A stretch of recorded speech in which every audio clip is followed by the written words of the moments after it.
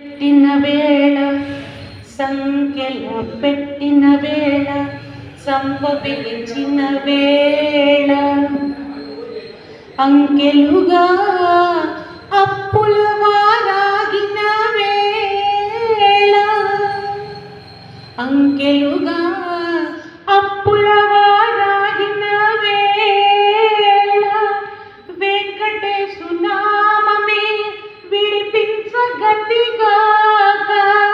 వెంకటేశు నామమే విడిపించగతిగాక మంకు బుద్ధి పొరలిన మరి లేదు తెరవు ఆకటి వేళ అలపోయి వేళలో చెప్పాడు స్వామి. ఏ రకమైన సంఖ్యల బద్ధులమై ఉన్నామా? తప్పని సంఖ్యలంటే జైల్లో కూర్చోవటం అనే అర్థం కాదు ఆయనది. ఆయన ఏ రకమైన క్లిష్ట పరిస్థితి వచ్చిందా?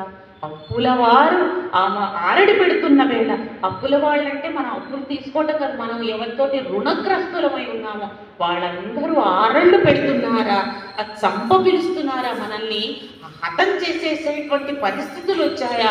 ఈ ఆకటి వేళల అలపైన వేళల ఎలాంటి పరిస్థితిలోనైనా కూడా దిక్కు ఏమిటి? వెంకటేశు నామమే విడిపించగతిగాక అని చెప్పారు.